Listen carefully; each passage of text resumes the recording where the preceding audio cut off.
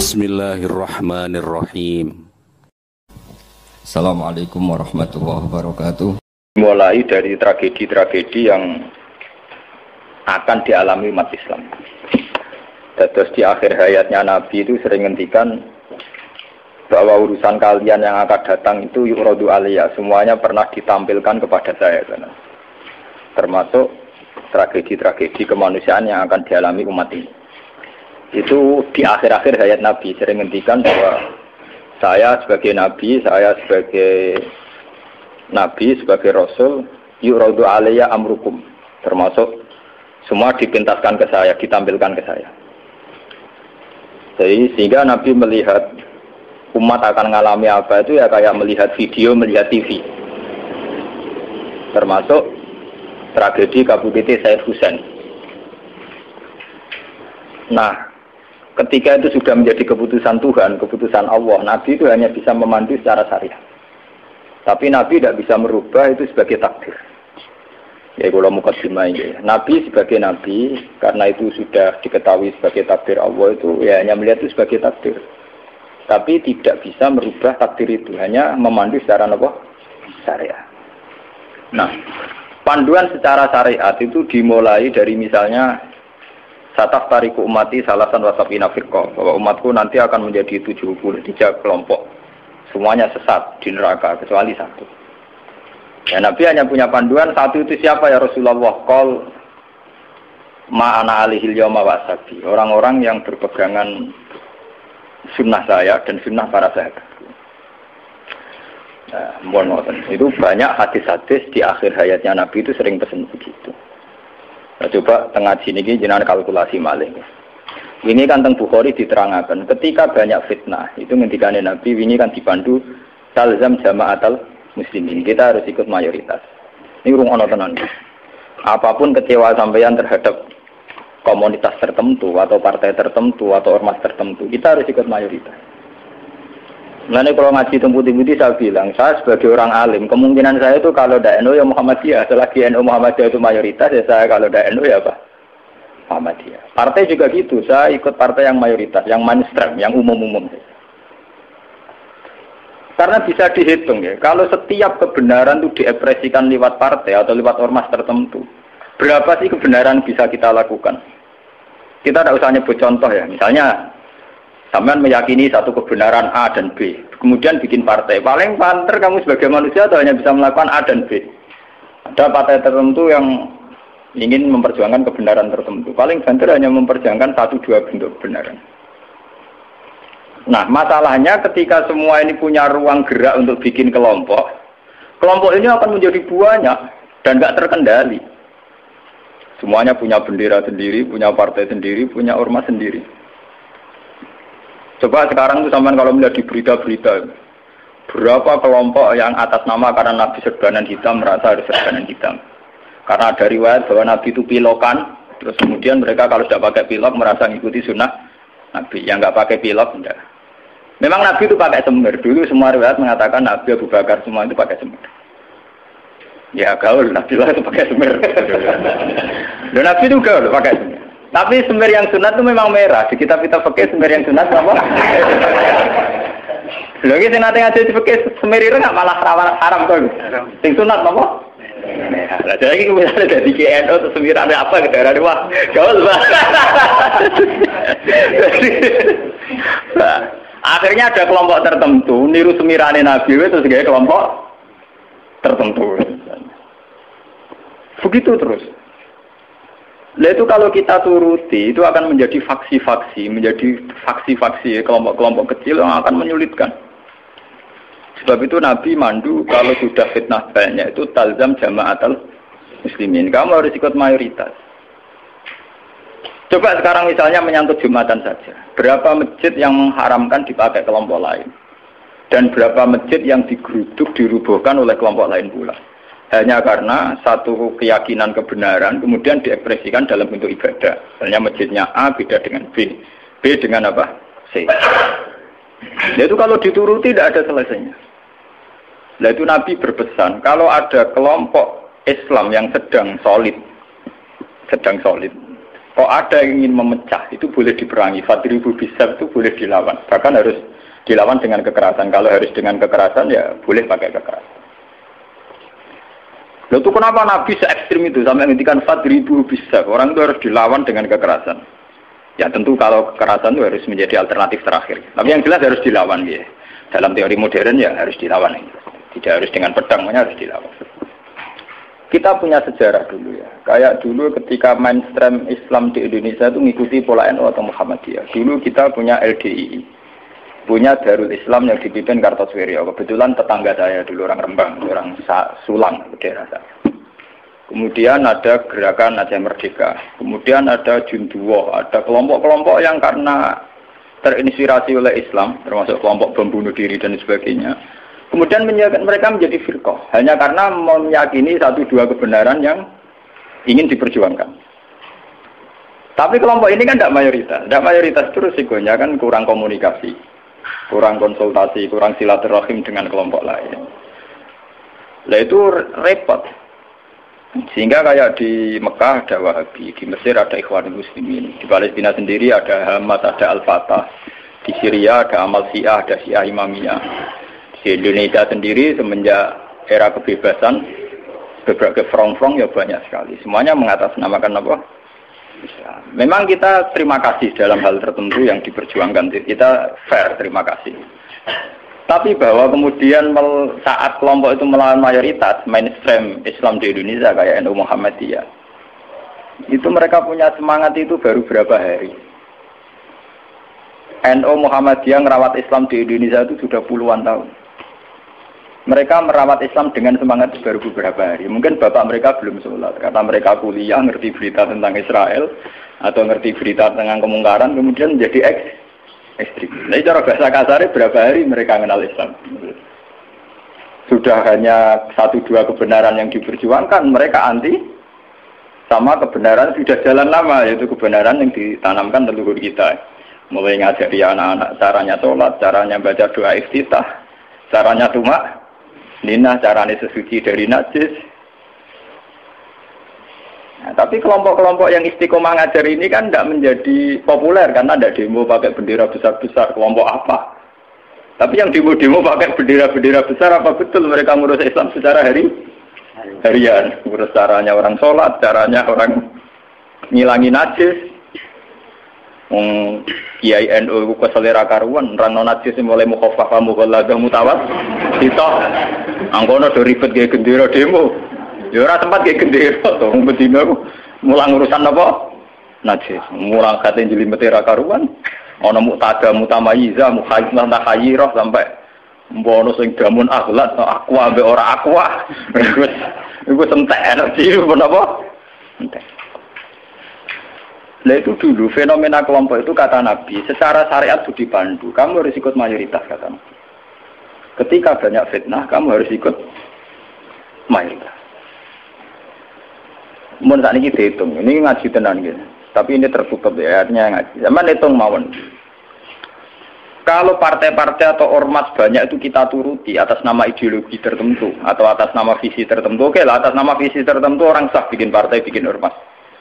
Tapi mereka secara realistis karena minoritas, itu apa sih yang bisa diperbuat dari kelompok minoritas? Sudah gitu, secara teori modern kalau dia ada jabat namanya oposisi.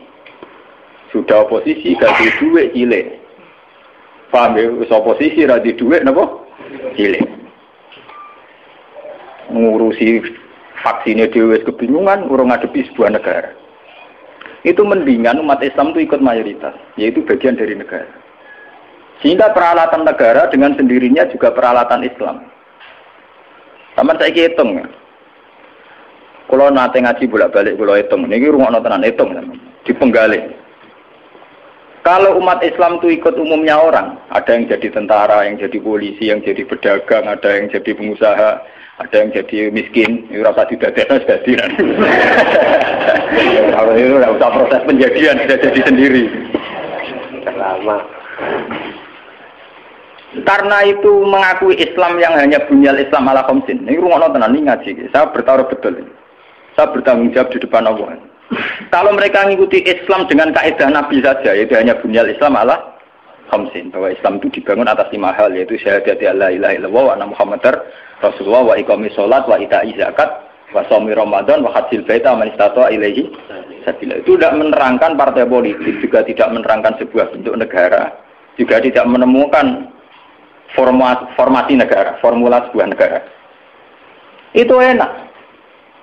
Artinya enak itu misalnya kalau misalnya kayak Ruhin Madun mau dibunuh orang Israel karena bagian dari bangsa Indonesia, negara wajib melindungi atas nama dia bagian bangsa Indonesia. Karena dia ngakui konstitusi negara, dia warga yang baik.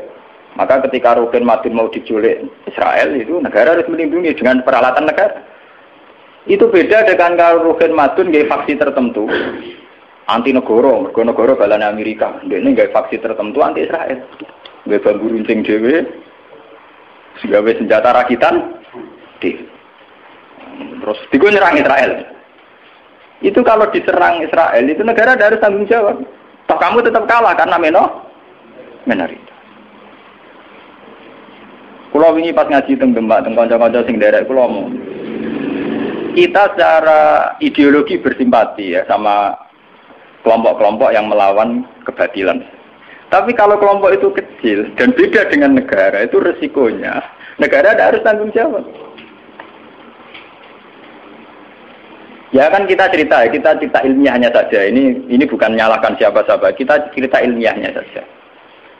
Banyak faksi-faksi kecil kayak kasus di Sudan, di Khartoum, di Darfur, di Rwanda, di Kenya.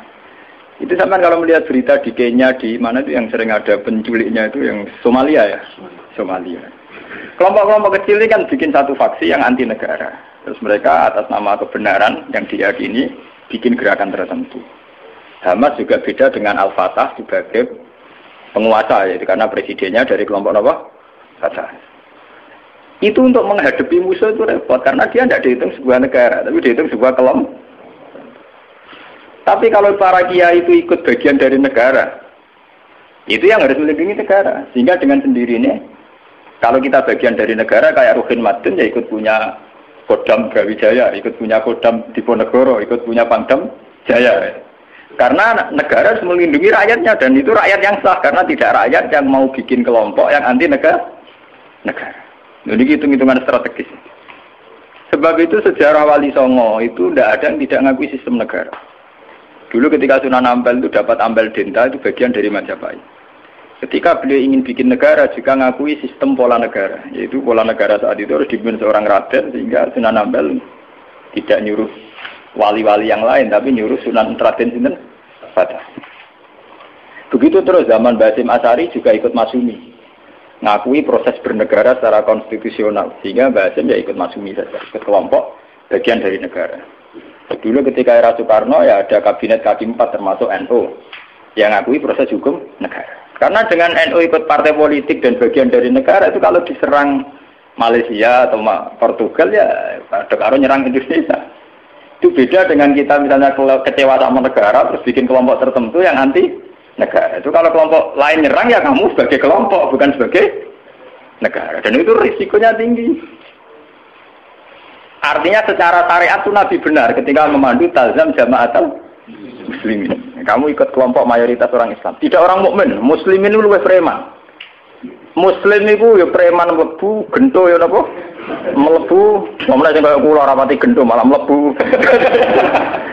Lho nggih karena aturan Islam, kalau dalam terminologi agama, muslim itu kelasnya itu paling rendah, paling umum. Karena kelas pertama itu Islam, terus iman, terus ihsan. Makanya di Quran itu qalatil a'rabu amanna. Qul lam tu'minu walakin qulu aslamna. Di Quran qalatil a'rab amanna. Wong desa muni amanna. Sajane urung level e muni amanna, lagi aslam. Nah, padahal Nabi nyuruh talzam jama'atul muslim. Wis pokoke melok umume wong Islam. Mana kula nu pun bolak-balik cerita. Saya ini termasuk ulama yang mboten ate salat tahiyat masjid orang. Mergo umume wong ra salat yo melok ra salat. Saking kula lho nggih, tapi aja tiru lho. Karena saya begitu berangkat dari muatan ilmu saya gitu loh. Jadi orang krono kaslan tak hitung secara strategi menapa. Nah, toko-toko kula tak ngene kula diseneng. Wah, cocok gene Gus Ba, umume wong. Kula anggere iso biasa, marung nang pasar nggih biasa, santai mawon. Ani bakulnya nggih bangga. Gus Wa sering dareng mriki. Aku lho ora urusan ana cerita ulama marung muruah ora buan. Pokoke umume wong Islam ku marung ya napa? Marung. Termasuk umume kasus sithik-sithik duwe.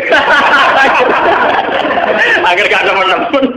Misale nyenengi tangga selingkuh akhir gak nemen-nemen. Pokoke sing umum-umum mah. Niki penting ya. Kenapa saya mengatakan ini penting? Jika kamu ngitung umat Islam yang soleh saja, maka mayoritas Islam di Indonesia itu hanya 2%. Paling sing soleh orang Islam hanya 2%. Jika kamu ngitung yang agak soleh, maka paling jumlahnya 10%. Coba kalau kamu hitung, pokoknya yang ber-KTP Islam, maka jumlah kita bisa 80%. Aku seneng darani Islam 2% apa 80%. Meskipun resiko 80% sing keramat tungkak, sing doli, Islam kabeh KTP-ne. Dulu kalau Jakarta kan keramat tungkak, kalau Surabaya doli, Jogja, Bunti, Pasar Kembang, Pasar. Nah kalau nanti penelitian, kalau ini kan termasuk itu memang resikonya dihitung kabeh itu yang mlebu kan. Tapi kamu bisa 80%. Sehingga karena jumlah mayoritas 80% dengan ngitung WTS, lonte, gento dan sebagainya, itu tetap menjadi mainstream. Presiden harus Islam karena dihitung 80%. Coba kamu nuruti kesalahan sepihak, maka Islam jumlahnya hanya 2%. Maka berarti presiden cek kafir, cek Kristen nggak masalah karena jumlah umat Islam itu orang persen. Yani bu anggap Islam ra penting, Islam ra kanggo mergo WTS. Ya, tapi akhirnya gara-gara bu itu jumlah orang Islam mau 5%. Resikonya di presiden Kristen itu masalah karena mau dihitung. Coba kalau kamu tetap hitung semua, itu tetap 80%.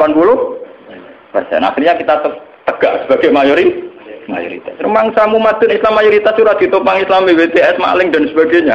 Bedanya kiai lah. Kita berdiri tegak sebagai mayoritas itu ditopang Islam sing dualan sing gubendo-gendo. Dari apa kita tegak sendiri? Sebab itu Nabi memandu. Kalau kelompok sudah bulat, itu tetap kita ikut mayoritas saja. Talzam jama'atan muslimin. Itu ngaji kita. Makanya wa mustami'un. Kita masih sepakat bahwa Islam itu harus hanya bunyal Islam ala khamsin. Kita mengikuti panduan hadis sahih bahwa Islam hanya bunyal Islam ala khamsin. Yang namanya Islam itu ya hanya syahadat, sholat, zakat, puasa dan haji. Titik. Nah, bahwa ini cerita ilmu sosiologi. Bahwa kita ingin punya presiden Islam, bupati Islam, gubernur Islam, itu bawaan psikologi mayoritas. Itu eleng-eleng, bukan ideologi Islam. Saya sebagai ulama bertanggung jawab terhadap mazhab ini. Kita ingin presiden Islam, bupati, gubernur Islam, legislator Islam, itu bawaan kita sebagai mayoritas. Karena kita sebagai mayoritas, tentu presidennya dari kelompok mayoritas, yaitu Islam. Andai kan Islam kita itu di NTT, andai kan Islam kamu itu di Ambon atau di Bali, kamu tidak akan, misalnya Madun sekarang di Bantul. Tersinggung ketika bupatinya ada Islam. Coba kalau kamu ditekdir jadi orang NTT. Paling bupati ini Kristen, yang penting gak ngebangun masjid. Misalnya Mustafa begini, hidup di Amerika, dia paling pikirannya kan, dia tidak mensyaratkan presiden Islam, ya orang nyaratno gubernur Islam. Yang penting gak ngusir wong Islam. Tapi saat dia Bantul karena mayoritas, dia mensyaratkan bupatinya. Itu bukti bahwa keinginan kita punya bupati gubernur Islam itu bawaan psikologi mayoritas, bukan bawaan ideologi Islam. Kalau Islam ya hanya bunyal Islam ala khamsin. Bangunan Islam ya hanya 5 itu. Bangunan iman ya hanya 6 itu. Paham ya? Nah, sama nggak usah teruskan. Kalau gitu partai politik Islam penting dan itu sensitif. Nah, takut ngono sensitif. Aku balik-balik ngaji ini sensitif. Senengane kok takut sing sensitif. Takut sing umum-umum wae. Misalnya takut sing umum. Lah penake piye Gus wong Islam? Ya duwe uraan sithik-sithik, nak dosa di sepuro pangeran. Wong di duwe ora dosa to, Gus. Tapi mesti di sepuro pangeran. Tapi ini ngaji, ini penting ngaji. Jadi ngaji yang kemarin kan jelas ya, ketika banyak fitnah, banyak tragedi, pesan Nabi napa talzam jama'atan. Itu dalam sebuah hadis ada yang lebih ekstrim lagi. Nabi ngendikan waman sadda finnar. Siapa yang ingin bikin kelompok sendiri, merasa benar sendiri, maka waman sadda finnar. Dia akan masuk neraka. Itu artinya pentingnya sebuah mayoritas. Karena mayoritas ini penting, kita akan ikut sesuai umumnya orang. Karena warahmati wasiat kullasya. Kalau kita ngaji secara tasawuf ya warahmati wasiat kullasya. Kulo sering ngaji teng santri-santri. Ku atas sing ngaji mek kulo nganti nangis. Kulo critani. Kulo niku ulama. Kulo sering numpak mobil pribadi gitu, sering ngebis gitu. Ketemu preman gitu sering kulo sering lunga dhewean. Tak critani. Kita ini sebagai mukmin kan meyakini warahmati wasiat kullasya. Rahmatnya Allah itu ada di mana-mana dan lewat siapa saja. Kalau kita misalnya jadi kiai, wah sementing ngurusi santri. Sekali lunga dhewean kecelakaan. Wong sing ning dalan-dalan rata-rata wong fasik. Sing sering memberi pertolongan dini nek ana kecelakaan ning dalan-dalan ya wong ning dalan-dalan. Ora ngarah Pak Kiai. Ya ora ngarah wong pati saleh tenanan. Tapi ternyata Allah membuat orang di jalan-jalan hikmahnya banyak. Mereka adalah orang-orang yang sering melakukan pertolongan dini saat ada kecelakaan. Mereka adalah orang-orang gara-gara ning dalan-dalan ana kesasar takok alamat ditakoki. Kowe tahu di ganjaran zona alamat wong kesasar. Mergo kita ora tahu ning dalan. Tapi ternyata rahmati Allah diliwatno wong ning dalan-dalan, kita lunga ning ndi ora alamate takok orang yang di jalan. Kita harus iman karo rahmati wasiat kullah. Rahmatnya Allah di mana-mana. Nanti kalau be ulama lagi biasa teng terminal, ketemu macam-macam gitu biasa. Cara kula nggih biasa, tak mau coba rahmati wasiat napa? Kula biasa ngono. Ya artinya ya kita harus iman. Dan saat kita meyakini mayoritas bahwa rahmatnya Allah Ta'ala itu mayoritas, Islam juga mayoritas, kita merasa saat di pondok ya kumpul wong Islam, saat di terminal kumpul wong Islam, ning dalan kumpul wong Islam. Coba kalau kamu pakai eksklusif, terminal begitu cabul itu fasik kabeh. Baru ngono butuh ngising itu biasa wong fasik wong bayar. Mbok dalili, nulung wong kok bayar fasik. Nah, gue malah iso ngising kan.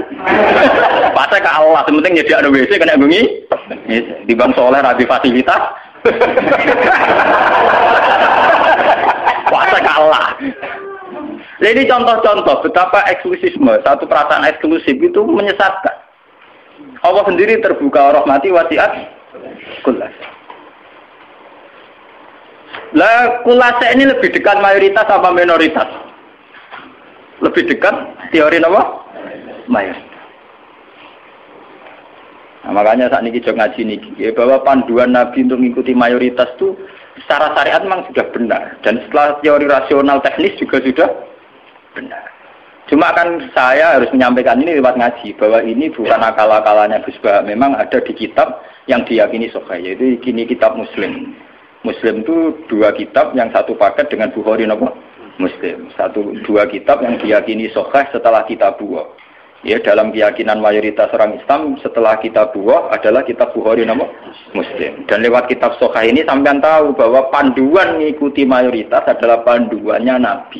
Paham ya? Panduannya sinten? Nabi. Mulane iki ngalim-ngalim Jawa juara bejoban, umumnya wong nganggo hem nganggo hem. Ini biasa umum wong. Karena mereka tahu betul pentingnya mayoritas, pentingnya tradisi mayoritas. Mereka jarang orang-orang alim memaksakan jubahan, maksudnya paling kadang-kadang pas Jumatan ben macam, tapi nek mawon ya wong tertentu jubaran gitu, wong alim. Narapati ngalim kata, tapi nak jubaran pun apa terus. Wong alim-alim kaliber mesti biasa-biasa wae. Panak. Ada terkuat ya tenang. Sing umum-umum mawon. Mohon kalau terusakan saniki lah. Ketika kebenaran itu ternyata tidak sesuai dengan perilaku pejabat atau perilaku sebuah pemerintahan itu kayak apa? Nah ini terus babu wujubil ingkar alal umara fima yukhalifu syar'a wa tarki qitalihim ma sallallahu wa nahwi dzalik. Ini panduan bagaimana ketika kebenaran itu benturan dengan pejabat-pejabat yang korup, yang salah, dengan hukum-hukum pemerintahan yang salah itu gimana? Ini langsung kalau baca hadisnya gitu. Bahwa saat demikian kita wajib ingkar tapi tidak harus perang. Kalau waca. Haddatsana Haddad bin Khalid, haddatsana Hammam bin Yahya, haddatsana Qatadah anil Hasan, Ad-Dubbah bin Mihsan, an Ummi Salamah, anna Rasulullah sallallahu alaihi wasallam. Saat aku nu umara fa ta'rifuna wa tunkirun. Faman arafa bari'a wa man angkara salima. Walakin man radiya wa taba'a. Qalu afala nuqatiluhum qala la ma sallallahu. Ini panduan saat kita sebagai orang soleh ngadepi pejabat-pejabat yang nakal misalnya. Saat aku nu bakal ono sapa umara, pira-pira pemimpin, pira-pira amir, pira-pira pemimpin. Pemimpin ini iso pejabat, iso pemimpin kultural, pemimpin ormas, wae pemimpin umara jamu amir. Fatarifuna mongko kenal sira kabeh tapi watung kiruna lan ingkar sira kabeh. Kowe iso kenal tapi ya ingkar karena ya mungkin perilakunya sing enggak bener. Faman arafa bari. Faman mongko te sapane wong arafa gelem kenal sapa man bari mongko bebas sapa man. Maksudnya kenal ya terus iso milah-milah mana yang baik, mana yang buruk. Waman te sapane wong angkara iku ingkar sapa man, salima mongko slamet sapa man. Kowe ra kenal bupati atau gubernur atau pejabat sing korup sing nakal. Iku sing ingkar selamat. Lah sing ra selamat apa? Melane mati korupsine niku. Walakin man radiya wa ta. Walakin man radiya, tetapi ini sing ra selamat ya ridho cocok wa ta ya anut wah cocok pinten to. Mergo untuk bagi bagian. Satu rumah tuh biasa wae. Biasa wae perkara ngene. Walakin man radiya napa? Fataba. Lah ini antike Nabi. Beliau yaitu tadi ikut mayoritas. Nabi ditanya, "Qalu ketika kita melihat pejabat yang mungkar, yang enggak bener, afala nuqatiluhum? Ana ta ora merangi kita hum ing Umar? Napa boten diperangi nawon ya Rasulullah? Kudeta mawon." Wala dawuh sapa Nabi, "La ojo." La ojo. Masallahu selagine mereka ijek salat. Ini menunjukkan gitu bahwa ini loh, ini hadis sahih bahwa ajaran Nabi untuk melihat kemungkaran itu tidak ada yang ajarannya itu disuruh revolusi pakai kudeta itu tidak. Afala nuqatiluhum jawab Nabi napa? Lah jangan. Apa tidak kita perangi ya Rasulullah? Jawab Nabi napa? Jangan. Tapi antike Nabi itu hanya punya syarat satu, lama sholat, selagi pejabat-pejabat itu masih sholat. Ini ngaji kelas tinggi, amun salah paham. Kenapa Nabi hanya minta syarat satu sholat? Bagi seorang Nabi, selagi dunia ini masih ada orang sujud kepada Allah, masih menjaga konstitusi agama yang berupa sholat, yang disembah masih Allah, itu masih normal. Mungkin pejabat itu punya kesalahan, dia korupsi, dia menggenjot rakyat, dia apa. Tapi selagi dia sholat, kata Nabi itu tidak boleh revolusi.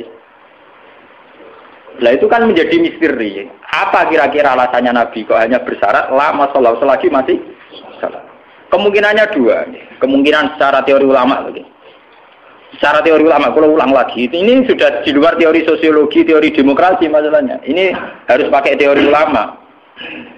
Kalau teori demokrasi kan kalau mayoritas protes dan sah secara pemilu ya sah dia jabat, yang minoritas menjadi oposisi. Kalau dalam teori demokrasi kan gitu. Cuma kalau namanya teori demokrasi kan kalau satu Indonesia maling semua terus partai maling mayoritas ya yang jabat harus maling. Makanya kalau ingin BTS itu supaya legal, Indonesia jadi BTS bikin partai lonte itu kalau menang ya jabat. Karena yang dipakai demokrasi adalah suara terbanyak. Loh iya, resikonya demokrasi kan suara terbanyak harus dilegalkan mimpin kan. Kalau terbanyak gento semua ya harus. Makanya preman kemarin kalah sama jenderal kan dia kurang solid, dia harusnya orang jadi preman dulu semua. Bikin partai preman kalau mayoritas ya harus jabat.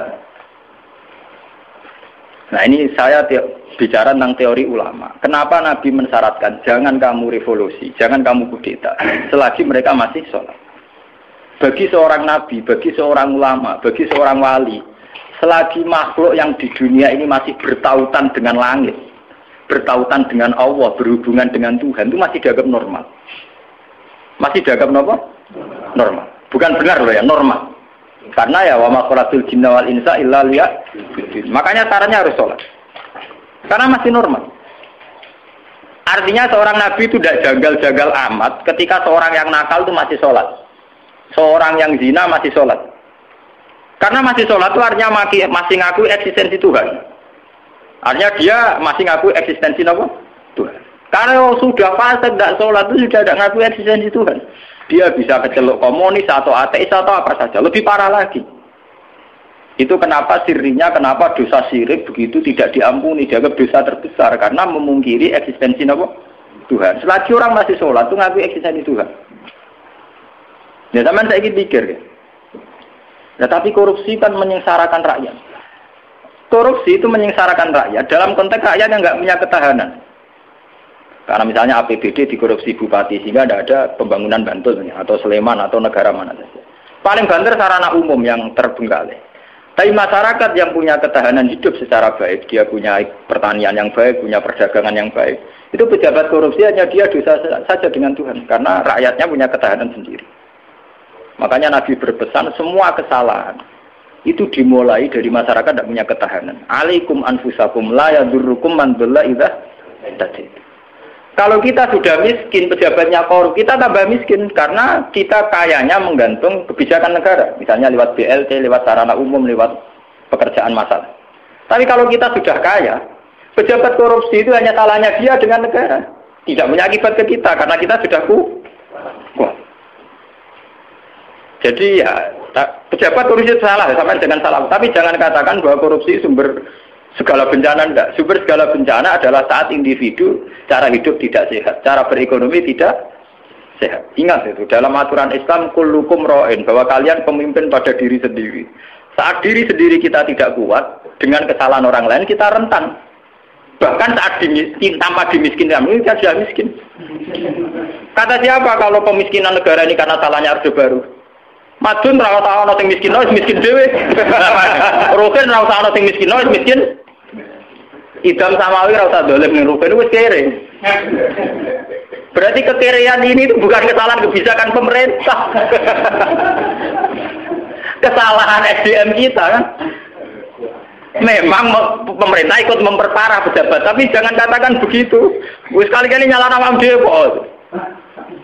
Kita ini tanpa dimiskinkan orang sudah tanpa didolimi orang sudah terdolimi oleh perilaku kita sendiri, oleh pilihan hidup kita sendiri. Yang orang salah sing melarat kok melarat. Nanti dari kata kula, wah aku bar mergawe modal sak mungkin bangkrut, kowe bangkrut bar modal, aku sedurunge bangkrut. Kira iku wis bawaan. Wah, kira lateng. Nih. Artinya kira-kira kita ini adikan pejabatnya wis hasil itu ya tetap kere. Jadi Bupati Bantul, Cek Sleman, Cek Diae, orang korupsi lah, yang kere tetap kere. Bukan repot, tapi nyala sopo. Tugale sistem pendidikan nasional dirubah nganti ngeluh mendiknas ya. Udah cari SDM rendah atau sinawi tetap bento. Sebelum ada paket-paket UNAS ya wis do bento. Bentone ora salah pemerintah, anjir ra gelem belajar. Apa susah sih ora usah sekolah belajar dhewe maca-maca buku tak apa. Jadi kita ini kan bodoh sedurunge dibodhokno, melarat sedurunge dimelarat. Makanya Nabi itu tidak begitu fanatik dengan aturan-aturan sosial. Nabi sebagai Nabi hanya punya pesan lama sholat, selagi masih sholat.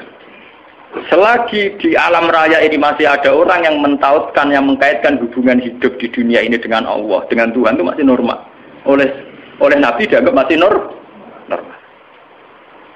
Jika Nabi kalau nyurati raja-raja ya kamu masuk Islam. Setelah Islam kamu selamat. Itu Nabi tidak ada syarat bahwa kamu harus menjadi rakyat saya, pengikut saya itu enggak. Karena ya seorang Nabi itu hanya butuh supaya dia manusia di alam raya ini punya tautan, punya hubungan dengan hukum Tuhan. Makanya Nabi ngendikan lama sholat, selagi masih sholat. Itu kemungkinan pertama. Kemungkinan kedua, Nabi masih berharap dengan sholat itu, kalaupun dia nakal, tidak nakal-nakal amat. Tidak mungkin seorang yang sholat istiqomah, kemudian nakalnya nakal-nakal amat. Karena tidak mungkin dengan kekuatan sholat itu kemudian menjadikan perzinaan menjadi kebutuhan. Menjadikan minum menjadi kebutuhan. Paling aksiden. Kelebihannya orang sholat, kalaupun dia zina itu aksiden. Gak kuat ngempet, kecelakaan. Apa nyabu, gak kuat ngempet, kecelakaan. Dia tidak akan menjadikan kecelakaan atau kesalahan kayak zina minum sebagai kebutuhan. Itu beda dengan orang yang tidak beragama. Bisa menjadikan fisik kebutuhan, minum kebutuhan, nyabu kebutuhan. Kelebihannya agama adalah sebuah kesalahan itu hanya aksiden, kecelakaan, kepleset. Mulanya dalam bahasa tasawuf darani kepleset. Dia berkomitmen anti zina cuma karena sebagai manusia tahu kepleset zina. Dia anti narkoba, kepleset narkoba. Dia tetap anti kemungkaran sebagai manusia kepleset di kemungkaran. Itu beda dengan saat kita ateis atau komunis. Kita dari awal tidak percaya surga neraka, tidak percaya Tuhan, tidak percaya sanksi. Maka semua kesalahan ini ada salah, tidak ada benar. Nah, itu tidak normal. Cara Nabi kalau kondisi sudah gitu itu sangat tidak normal. Paham ya? Makanya harus dibedakan kesalahan yang menjadi kebutuhan dengan kesalahan jadi aksiden, hanya kecelakaan. Ya Pak Rokan sebagai sufi ya kan merem, tapi sebagai wong ya kadang kecelakaan dulu orang ayu. Tapi dia yakin itu dosa, yakin dan ya istighfar. Itu kelebihannya agama kan gitu. Orang ya di ruang salah tapi balik meneh, salah balik meneh. Makanya bahasanya orang agama itu kan munib, orang yang mudah kembali. Ya karena kesasar barang mulai meneh. Jadinya munib, rojak. Agama itu ya syaratnya kan gampang tuh munib, ya mudah kembali. Bar kesasar sithik balik meneh, kesasar meneh balik meneh. Lah sekrepo nak ucul tenan ya. Ora lah mun parah dah niku. Makanya Nabi hanya punya syarat salat. Maksudnya salat ya itu terus sekarang saya buka lagi kemungkinan ketiga. Salat di situ tuh bisa bahasa secara personernya menyebut satu bentuk, ya bentuk salat. Ada mungkin artinya itu institusi ibadah. Napa institusi napa? Ibadah. Selagi mereka masih membolehkan orang sholat atau selagi institusi agama itu masih boleh jalan. Karena kita hidup di negara macam-macam. Kalau di Indonesia presiden tidak sholat itu jelek. Coba kalau sampean warga Singapura atau sampean ditegur menjadi warga Thailand. Tentu kita sebagai muslim dipatani di Thailand hanya bersyarat yang penting pemerintahan tidak memberangus masjid. Yang penting pemerintahan tidak mengganggu aktivitas masjid. Makanya masalah saja artinya selagi tidak menghalangi institusi agama yang bernama sholat. Bisa saja pejabatnya itu tidak sholat. Kayak kita misalnya ditegur dari warga Thailand atau kita warga Singapura. Mungkin PM-PM-nya tidak sholat, pejabatnya tidak sholat. Tapi masalah bagi kita saat tidak sholat melarang orang sholat. Dan tidak menjadi masalah kita saat mereka ada sholat, tapi tidak melarang institusi sholat. Paham ya? Artinya selagi masih tidak menghalang-halangi institusi agama yang bernama sholat, itu kita tidak usah revolusi. Kecuali kalau sudah menghalang-halangi sholat. Makanya di Quran diterangkan, masalah perang itu harus kita lakukan. Ketika ada lahud dimat suami wa biya'u wa sholawatu wa masajidu yudkaru fiha smuwahi kasirah. Itu hebatnya Quran. Jadi dari awal Quran itu ingin sekali nggak ada perang. Kecuali kalau simbol-simbol agama dihalang-halangi, dihanguskan. Makanya di Quran nonton ayat walau la dafuwa hinna tabadhum bibadil lahud dimat suami'u wa biya'u wa sholawatu wa mata jita yuzkaru fiha smuwahi kasirah wa la yansurana wa humayan. Oke, ada perang. Kalau simbol-simbol agama, institusi agama sudah dilanggar. Yaitu misalnya masjid nggak boleh berdiri, orang nggak boleh sholat. Nah kita sebagai ulama, sebagai seorang muslim, perhitungan kita sederhana. Selagi bangsa Indonesia atau pejabat Indonesia tidak menghalang-halangi institusi yang bernama sholat, ibadah, kita harus ngakui itu pemerintahan yang sah. Karena kita sebagai orang yang beragama, hitung-hitungan kita sholat saja. Orang untuk duit atau orang pokoknya kalau itu hitung-hitungan ya aku nak umat ulama itu ya umat ulama yang ini gitu, nak umat gendone ya ngitung duit ya karena umat mari dosanya kan mau eksiden tuh, mau kecelakaan orang laten, orang dosa apa kan rum komunis tuh kan kita ada komunis orang. Makanya lama sholat itu bisa saja artinya yang penting institusi sholat itu tidak terganggu. Makanya banyak dulu ulama-ulama dulu yang hidup di Tashkent, di Azerbaijan. Dulu Imam Bukhari itu orang mana? Sampai kira orang Bukhari itu orang Mekah atau Madinah? Tidak, dia orang Azerbaijan. Sekarang ikut Tashkent. Makanya kalau kitab-kitab dulu namanya As-Samarqandi. Samarqandi itu Tashkent. Sekarang kalau tidak ikut Ukraina atau Azerbaijan, makanya kawasan sana di Bukhara. Itu dulu ya biasa saja mereka punya raja yang tidak Islam atau apa. Biasanya taruhannya saja itu baik, tidak menghalangi orang sholat. Makanya dulu Nabi ketika di Mekah ya biasa hijrah ke Habasah ke Ethiopia. Saat itu rajanya tidak Islam. Nabi mengira diperlakukan secara baik. Artinya saat Nabi beragama tidak dilarang.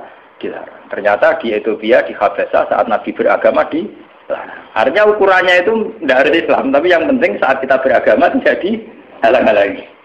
Paham ya? Dalam tarikh kita kan begitu tuh. Makanya Nabi perhitungannya satu. Dalam kekecewaan kita terhadap pejabat, terhadap pemerintah, yang penting jangan ada kudeta, jangan ada revolusi yang berdarah-darah. Lama sholat, selagi masih ada sholat. Makanya kemungkinannya itu kalau dalam konteks Indonesia pejabatnya sholat, kalau dalam konteks non-Islam, yang penting pemerintahnya tidak menghalang-halangi orang sholat. Misalnya kayak di Amerika, di Eropa itu kan masih banyak yang baik, itu masjid tetap boleh berdiri, aktivitas Islam boleh. Itu masih normal ya. Dalam pandangan Nabi begitu itu masih apa? Normal. Nah, lewat ngaji ini biar jenengan tahu betul bahwa sebetulnya kita sudah punya panduan politik. Ya panduan politik, panduan sosial itu kita sudah punya dari Nabi. Ya masalahnya roh tak orang betul dan roh kita tak orang lain tak ulang mulanya tak ulang mulanya tak ulang. Maksudnya pentingnya ngaji ini biarnya kita tahu. Sebenarnya panduan-panduan itu sudah ada. Nah, bodohmu orang dibodohno wis bodoh lha iku malah perkara. Melarat dene di melarat wis napa? Mbok melarat ngenteni di melaratno wong. Jadi keren. Mau aku buang perut mari dhuwitku dibodohni wong keren. Sawangane melarate ngenteni dibodohni wong. Aja sampe ora tau ana sing bodohni wis melarat lho parah. Ora tau dibodohni ya ora tau bisnis kok melarat. Subhanallah. Melarat sing apik to. Ngenteni dibodohni wah, misalnya jadi kiai yang ngono di rival politik dijatuhno lagi jatuh keren, jatuhnya ngenteni dijatuh orang sing jatuh tau wis blesek.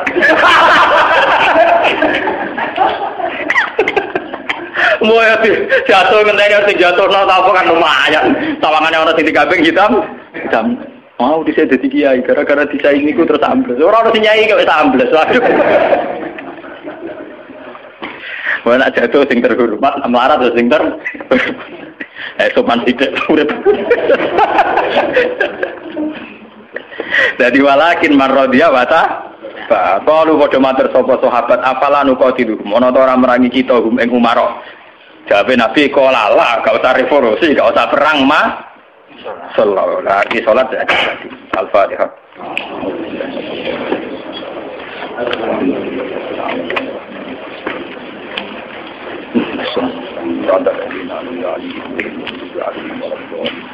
Bismillahirrahmanirrahim. Ya badi as-samawati wal ardi ya hayyu ya qayyum ya dzal jalali. Anna risanahnu wa dalabatuna dzurriyyatuna rasulaka Muhammadan rasulullah alaihim ayatika yu'allimuhumul kitaba wal hikmata wa yuzakkihim kanta wa rasulan kana bil mu'minina raufur rahim wa rasulan kana rahmatan lil alamin wa nuran wa hudan wa rahmah ilahana shalli alaihi wa ala alihi Ibrahim wa barik ala sayyidina Muhammad wa ali Muhammad wa barik ala sayyidina Ibrahim wa ali alamin innaka Hamidum Majid. Allahumma yassir lana kulla amrin asir fa inna taysira al-asir alayka yassirna kala tashawwud. Allahumma yassir lana kulla amrin asir fa inna taysira al-asir alayka yassirna kala tashawwud. Allahumma yassir lana kulla amrin asir fa inna taysira al-asir alayka yassirna kala tashawwud. Rabbi zidna ilma rabbi zidna ilma rabbi zidna ilma rusuna fahman ilahana anta qayyumus samawati wal ardi anta waliyuna fatiras samawati wal ardi ta'afana muslim wa lahibna bisalihin ilahana ya Allah anta somatuna wa antal haqqul mubin wa antas somatu ya Allah faj'alna farina ilaika farina fi ibadika ilaika hatta nakuna ya Allah ibadan laka wa ibadan bika wa ibadan ilaika hatta nakuna ya Allah minal farina ilaika firaran ya Allah yuridu ridhoka firaran yatlubu maghfirataka wa ma'unaka ilahana anta qayyumus samawati wal ardi fatiris samawati wal ardi wa barik lana ya Allah fi hayatina wa mamatina wa barik ya Allah fi ta'limina wa ta'allumina wa barik fi harakatina wa sakatina hatta ya Allah nakuna mubarakan min intika wa ma'unatan min intika ya fadlan min sububi rahmatika al-faidah as-sabiqah ilahana ya rabbana atina fid dunya hasanah wa fil akhirati hasanah wa qina adzabannar sallallahu alaihi sayyidina Muhammad wa alihi wa sallam subhana rabbika rabbil izzati amma yasifun alhamdulillahi rabbil alamin. Wa sallallahu ala sayyidina Muhammadin walhamdulillahi rabbil alamin.